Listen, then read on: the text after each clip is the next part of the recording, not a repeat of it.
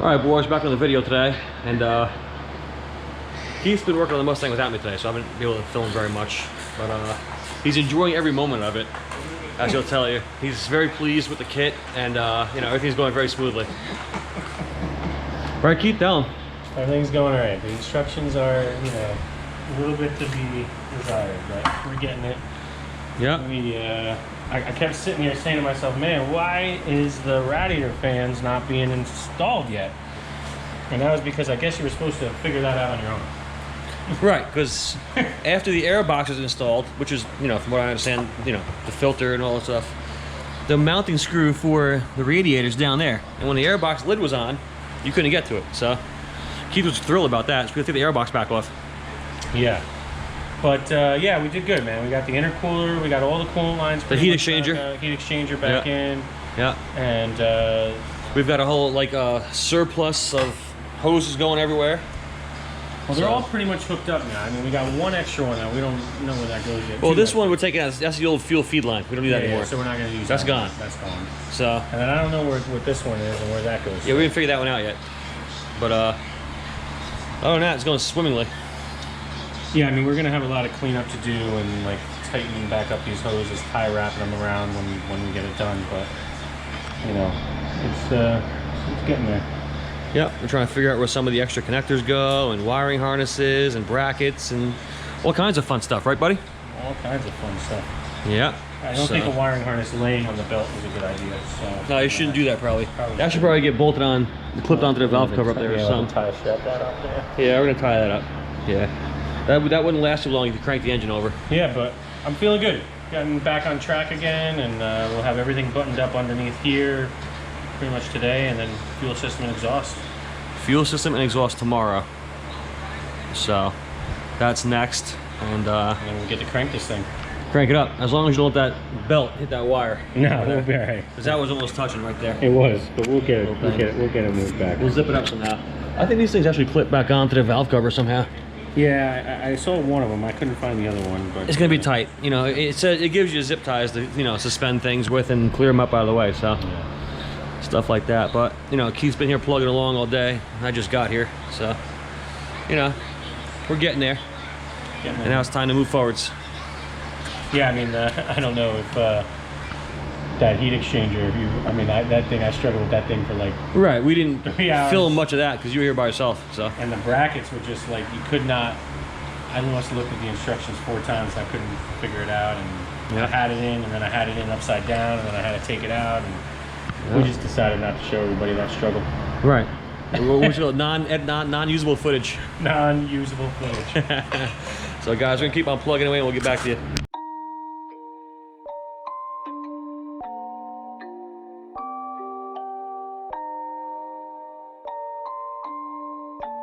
Rage on that beat, going crazy.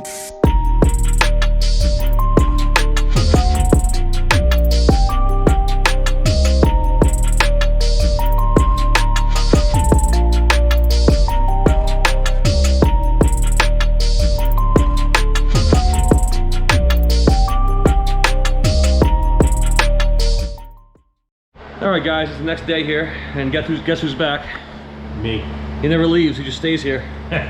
But you know, we got most of the top buttoned up for the most part. We're gonna move on to the bottom now. We're gonna change the IAT sensor later.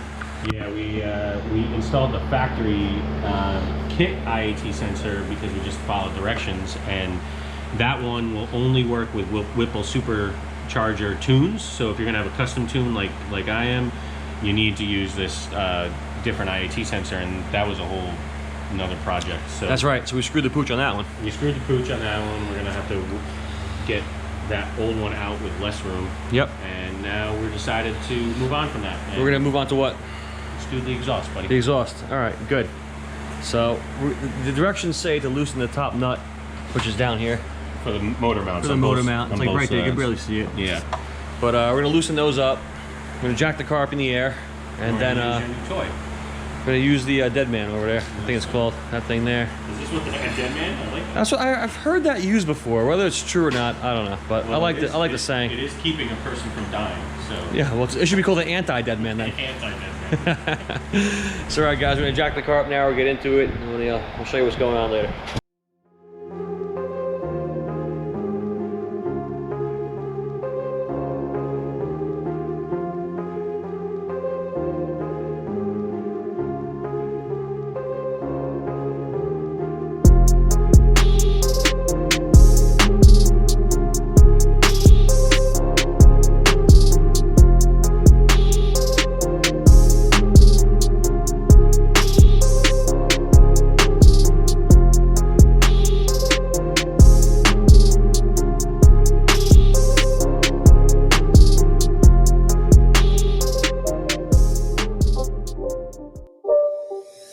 not a game, it's a rich thing.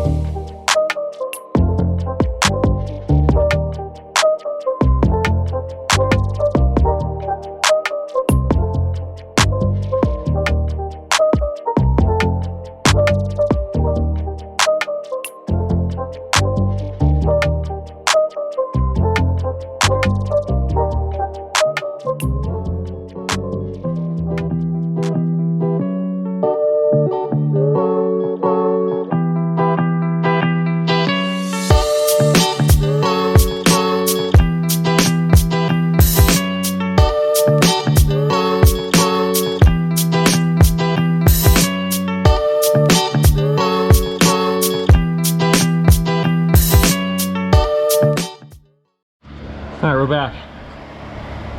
We just took the mount off the side here. We're pretty far in, Keith. Yeah. Now we're gonna unbolt the rest of the header on this side. And they actually want you to remove this.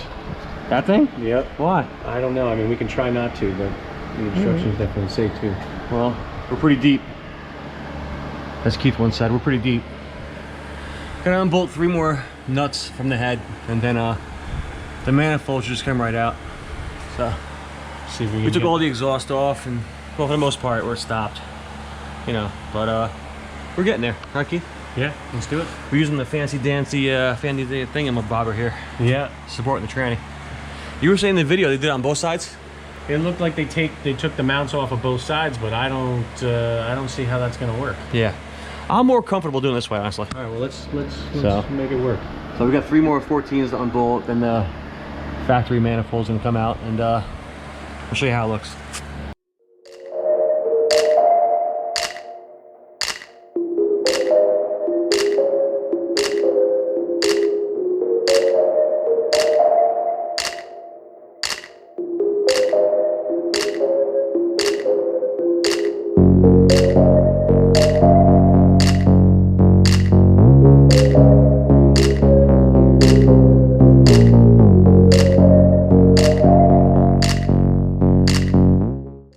All right, Keith, do the honors. Removing that thing. Oh, hold on. What are we caught on? Right here. Oh. I don't know what the fuck that is. Let's see. All right, get that off of there. All right, pull her out. Oh, that's how you do it, huh? Well, one side anyway. Wow. You gotta look at that, huh? Look at how they made these things. They're so close. I know. Wow. It's pretty fancy. Close and restricted. You know? Restrictive. Yeah. Wow, that's something, huh? What do you think? Let's put this one in. Put the left one on the right side this time. Yeah, let's do that. Yeah, we'll swap it up a little bit. All right, guys, we'll work on the next one now. I'll get back to you.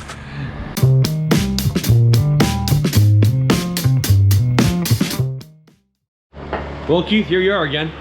Here we are again, buddy. I'll tell you what, Living life. we're making progress. Making progress. Look at that. What do you see on this side, but not on that side? We got the headers in. Header. What? Header. Header. 2 is headers. Plural. Yeah, plural. And I mean, we did not have to take that this mount off. Like Right. They say to remove that. We don't have to. once we jacked the engine up, we had enough clearance We wiggled it in. to wiggle it in. Right. So what we're working on now is the opposite side. We're gonna work on right now is getting this mount over here down. This aluminum mount. That nut's off. These are done. One back there is giving us a hard time. That comes out. I'm gonna go up top and finish unbolting the factory exhaust manifolds. I mean, just look at the difference compared to that, compared to what you see over here. And then, you know, I mean, that just I mean, there's the old one down there too. the old one's down there. Yeah, all the old stuff. I mean, you needed earplugs to ride in this car before this, you know. loud. So, you know. But these is, you know, these exhaust manifolds, you know, these after what are you, Corsa? Yeah, Corsa. Corsa header. Yeah, nice piece. Fits up good. Got the O2 sensors in, and the other one's coming. We're gonna get some adapters. We have to trim this back to here. I just figured out why that bolt was giving us a hard time. Why? Because it was loose. No, I forgot to take off the ground. Oh, good. Good job, Keith. So I was just... Yeah, we went and got some lunch, and Keith brought some sandwiches and some beverages, and you know, just 2 guys working on a car in the garage right now, right, Keith? That's it. So Now, how far would you say we are from starting this thing? What's left? What's left to do, you think? Just the fuel system really is all that's left, and then we got to download the startup tune, put oil back in it, antifreeze back in burp it, burp the intercooler, burp the radiator, heat exchanger. Yep. And download the tune, start it up. I gotta tell you, I'm glad that you supplied this dead man jack here, whatever the hell you call it. That was key. That was key. It gives you just enough. You're literally able to move each side up about 1 inch, which is all you need. Right. And the thing you got to be careful for when you're using something like this, you know, I don't know if, you know, if both motor mounts are bolted down, if you lift this up too high, it's going to come off the lift, which is going to be really bad. So that's something to always be careful of when you're doing something like this. Yeah, I didn't know about that. Richie told me about that. Yeah. So, I mean, that's something you got to watch out for. But we're not far from getting the second exhaust manifold off. And then, if this goes as smoothly as it's been going, we might even start getting into doing the fuel system today. Yeah, maybe take out the old manifold at least. And see what we got. The old basket, whatever it is, you know. So, but yeah, it's getting loose now. We're gonna put you on a little time lapse as we like to do, and we'll get back to you.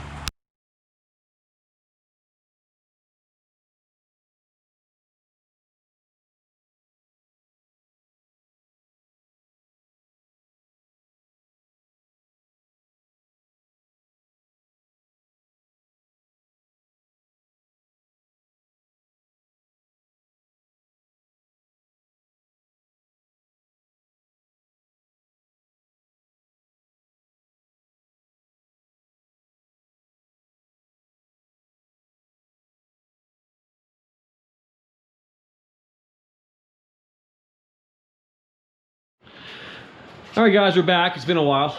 We're struggling for a while there. There was like 2 hours worth of time where it was just trying to get the headers on. Would have been a pretty boring time lapse. Yes, I mean, there would have been like, you know, 5 songs in a time lapse. But the headers are on now. They look amazing. You know, we're getting there little by little. But this side was challenging because of the air conditioning. This side here was very challenging. Which the instructions, in all fairness, did say to remove the air compressor. But we decided not to do that, and we just struggled with it a while longer. Well, we had the belt on already, too, on the AC compressor, so why take the belt back off? You know, it's like defeating the purpose, you know, so. But the manifolds are on, and they came out really, really good. Where's that piece that we were looking at? Oh, yeah, so. See what this looks like. There are O2 wiring harness extensions for the upstream ones, because these originally were mounted like pretty much all the way up here. Right.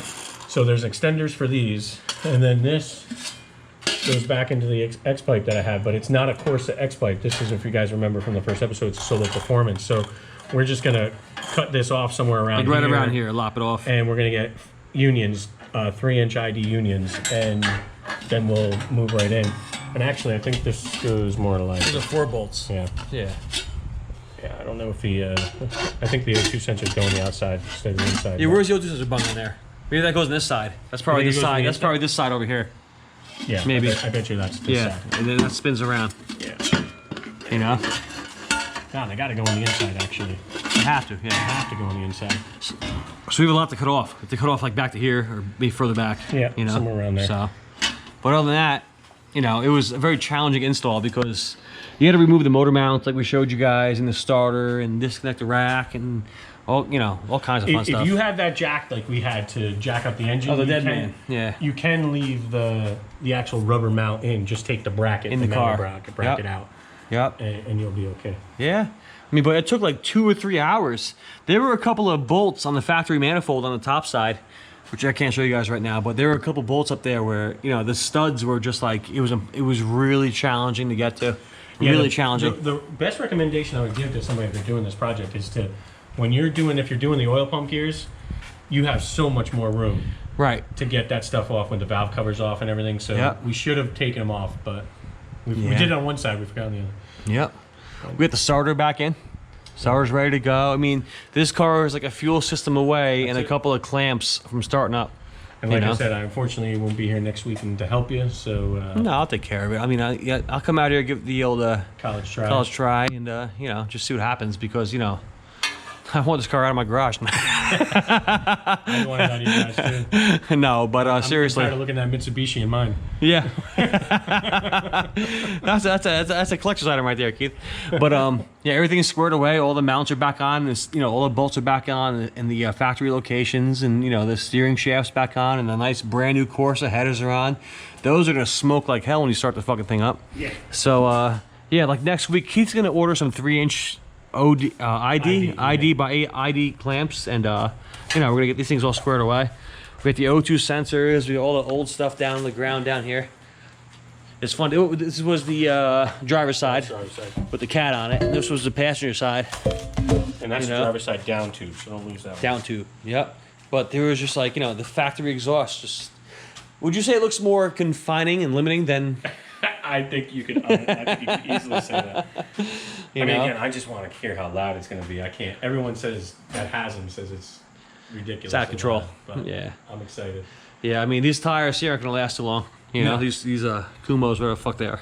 They were the cheapest ones I could get at the time. And these aren't different. These aren't much different than the Hellcats, because the Hellcat, these are 265, 35, 20, and the Hellcats are 275, 35. So it's only like a matter of like, you know, what 1 millimeter maybe or something like that. Yeah. 10 millimeters rather. 10 millimeters. Yeah. So I mean, we're gonna need axles. I mean, I definitely am gonna be looking at that for over the winter, and a drag pack. You know, get some good drag radials in the back. What this car is missing right now is 2 rear axles, a drive shaft, and a set of tires. Other than that, the car's ready to go.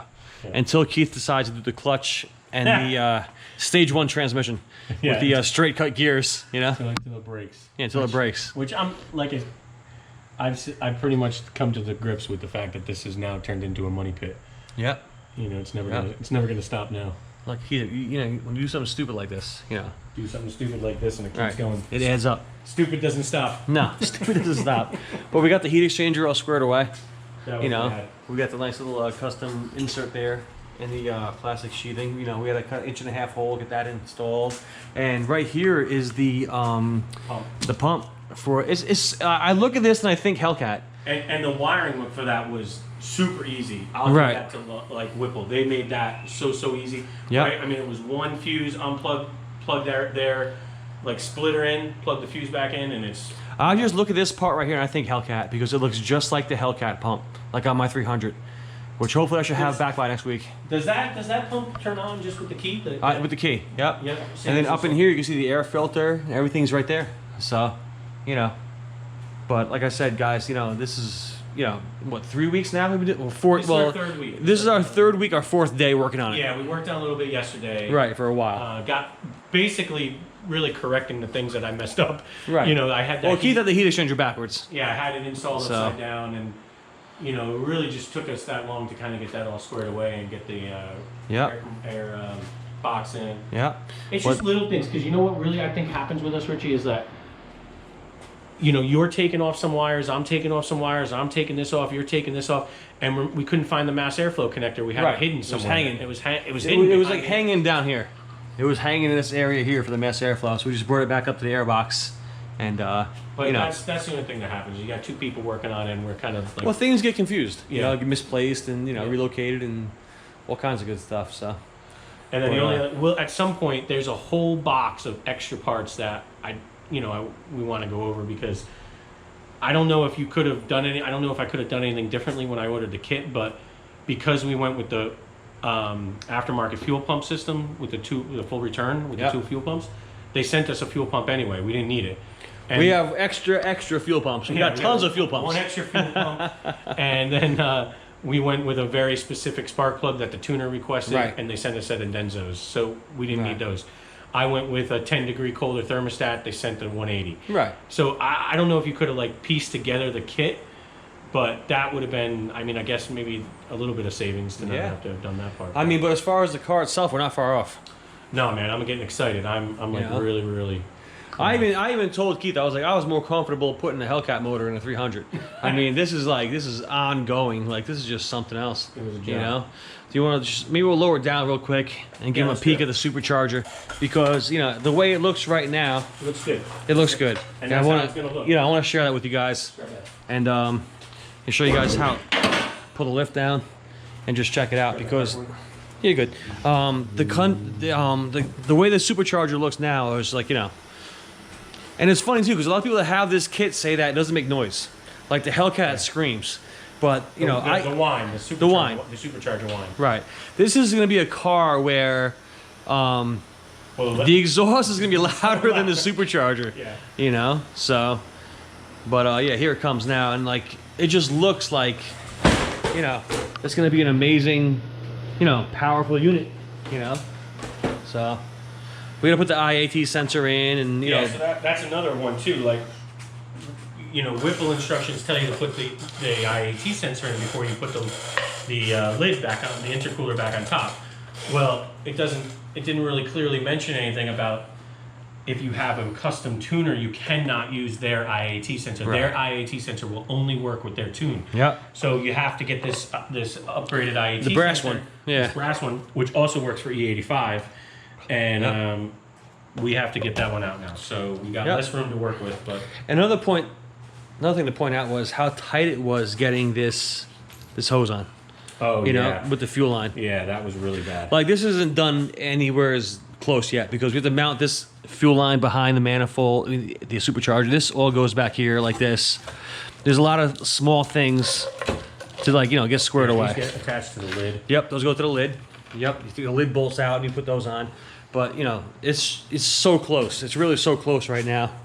Where, you know, we're just getting there. You know, it's like it's really there. I got the air box in. You know, we decided not to go with the big intake, right, Keith? Yeah. We just went with the one that came with the stage 2 because, you know, honestly, like I said, Lund said that they have some drivability issues with the Cobra Jet intake. Yep. And I plan on driving this thing. Like, it's not going to be a track car. I didn't build it for that. So I want it to be a fast street car, you know what I mean? So yeah. So next is the fuel. Like, this is the old fuel line here that comes up behind the firewall. And then we're going to run all new lines to plug into here. And, you know, they loop around. These are the IMRC connectors that are just back here hanging out. We can't figure out. Those are the ones where we don't know. We don't really. You drop know. something. I got it. We don't really know where they go. Right. We don't know where they go. But everything else is really, you know, absolutely plumbed in, ready to rock and roll. And, you know, just a matter of getting the aftermarket fuel system to the rail. And then it goes through the rail, and the rail, you know, swings around both sides. There's no fuel starvation issues, stuff like that. So, but that's about it, right, Keith? What do you think? That's about it, man. Just putting these top motor mount bolts back on. Yep, we're ready to go. So that's gonna be it for this week's video, guys. And you know, we're gonna get the 300 back. I think hopefully by today's Sunday. The radio was supposed to be here Saturday, yesterday. I think if the radio comes in by Monday or Tuesday, there's a good chance we'll have the 300 back for next week's video. Have that thing back to run this thing when it gets running. We're gonna embarrass a Ford, ladies and gents, you know.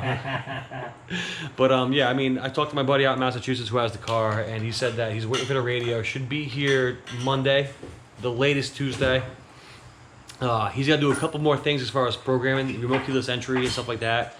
And I'm going through like withdrawal without the 300. Well, you know, you're not going to want to sell that thing. Well, I want to sell it, but you know, I want to drive a little bit more to make sure all the bugs are worked out of it. You know, and then once I get it back, we're gonna do a little bit of body work on it, and then send it to get sprayed and get painted, and you know, just the fun stuff. You know, so, but you know, hopefully next week the 300's back. I can't wait to drive the damn thing. I just can't wait. You know, it's just been so long. It'll be a month tomorrow. The car's been gone. So hopefully by this time next week for next week's video, the car will be back. And if you guys see that car revving on the entrance of the video, you know it's here. So. All right, so guys, we'll catch you next week. You know, see what's going on. Thanks Make sure for the watching. Mustang's squared away. I know this thing's a Ford. I know you guys really love Mopars and all that stuff, but you know, we're getting there. It's still an 800 horsepower car when it's all said and done, whether it's That's Ford right. or not. So, all right, guys, we'll catch you next week. Be sure to subscribe. You know, hit the little bell and tell your friends. Catch you guys next time.